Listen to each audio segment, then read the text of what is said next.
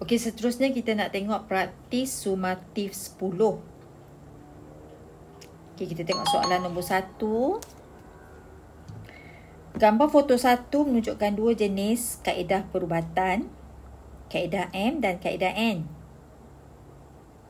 Okey, soalan ya. Apakah jenis kaedah perubatan M dan N? Jenis kaedah perubatan ada 3 jenis. Ada complementary, ada modern dan ada traditional. So, awak carilah jawapan dalam buku teks. Apakah jenis kaedah perubatan M dan N? Okay, soalan ni awak boleh jawab. 1B.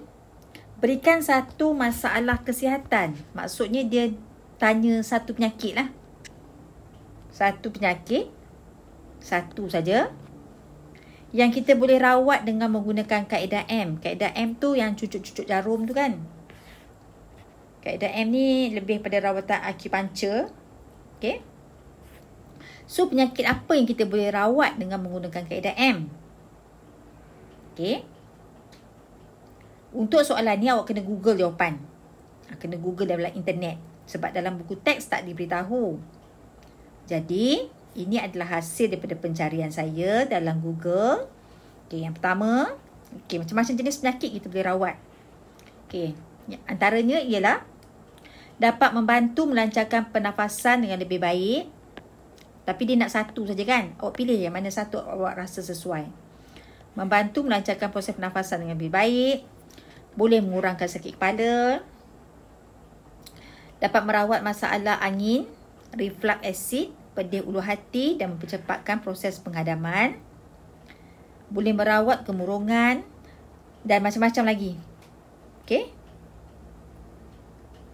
Awak pilih salah satu yang awak rasa sesuai. Okay? Ini jawapan dia, cari kat sini. Okay, soalan yang soalan B selesai. Soalan C. Berikan 3 jenis ubat. 3 jenis ubat yang digunakan dalam kaedah perubatan N dan kegunaan setiapnya. 3 jenis ubat dan kegunaannya. Perubatan N ni adalah perubatan moden. Sebab dia banyak pakai pil-pil kan. So, jawapannya juga ada dalam buku teks. Ada kat sini.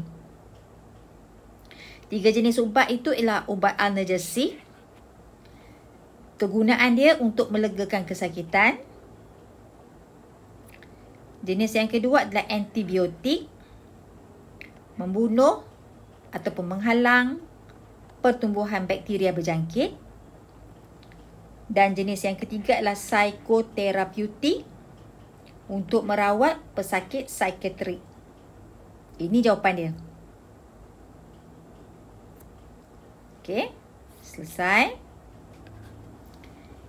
D. Kaedah perubatan M dikatakan boleh digunakan bersama dengan kaedah perubatan N. Iaitu kaedah perubatan moden boleh dikatakan digunakan bersama dengan kaedah perubatan acupuncture tadi ni. Pada keadaan tertentulah. Berikan kewajaran bagi penggunaan kaedah M bersama dengan kaedah N dengan satu contoh yang sesuai. Maksudnya, penyakit apa yang kita boleh gunakan? Okey, contohnya macam ni lah. Contohnya, awak bagi satu jenis penyakit, yang mana penyakit tadi sesuai kita gunakan kaedah M dan juga kaedah N bersama-sama. Okey? Jawapan dia kat sini. Saya dah cari dah. Okey.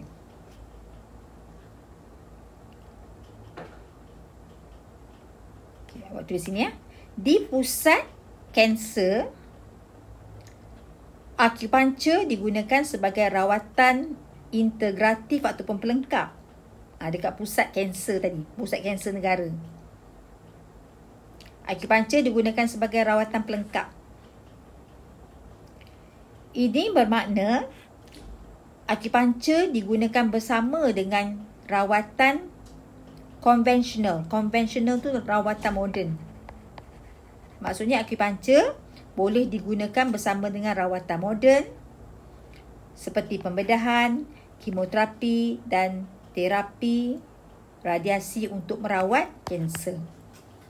Kanser adalah sejenis penyakit yang kita boleh gunakan kaedah moden dan juga kaedah akupunctur. So, jawapannya ambil daripada sini ya. Ambil daripada sini. Daripada sini sampai sini.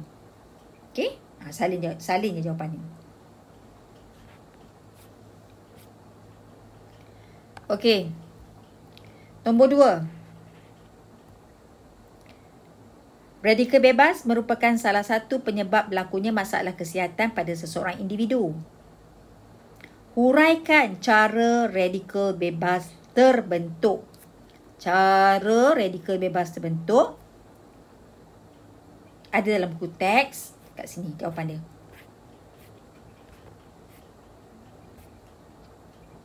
Okey.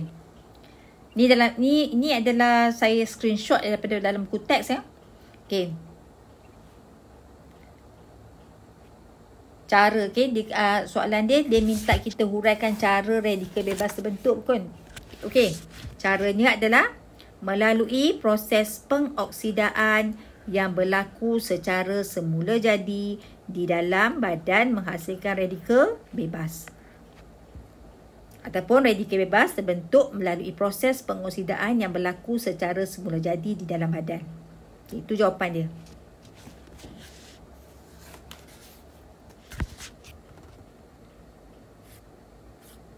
Seterusnya kita tengok soalan 2B. Nyatakan 2 faktor pembentuk radikal bebas. 2 faktor pembentuk radikal bebas ialah juga ada dalam buku teks.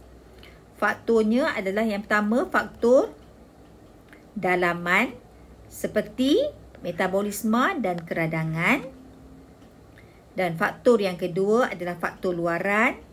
Contohnya seperti asap rokok, pendedahan kepada radiasi, cahaya matahari dan pencemaran udara. Okey? Itu jawapan dia. Okey, saya ulang lagi sekali. Faktor yang pertama adalah faktor dalaman. Contohnya seperti metabolisme dan keradangan. Faktor yang kedua adalah faktor luaran. Contohnya seperti asap rokok, pendedahan kepada radiasi, cahaya matahari dan pencemaran udara. Okey, itu jawapan dia.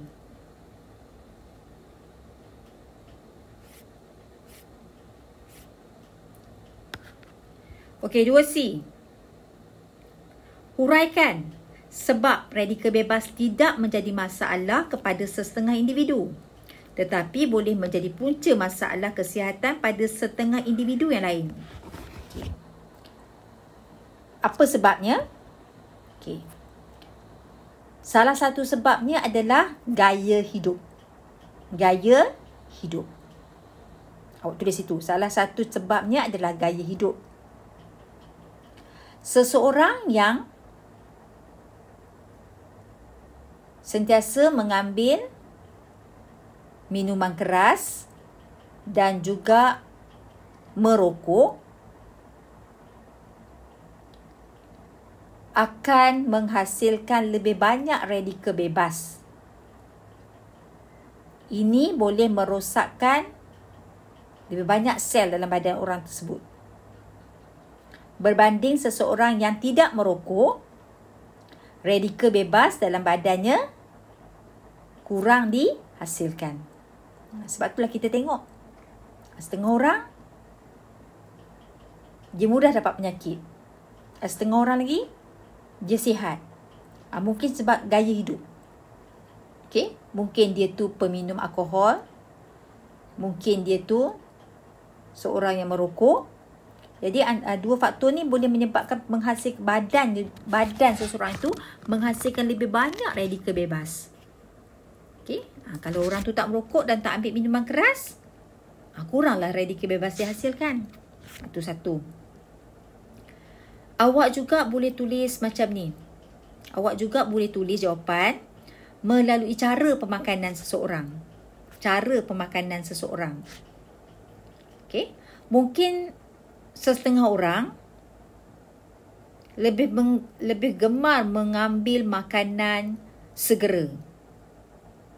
junk food. Contohnya,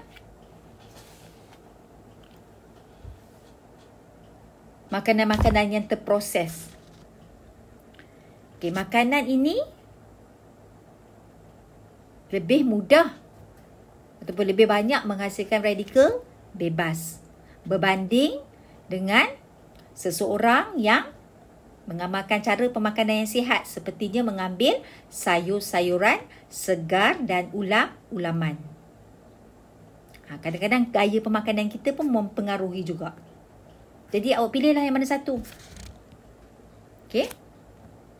2B ya. Jawapannya untuk 2C cikgu dah bagi.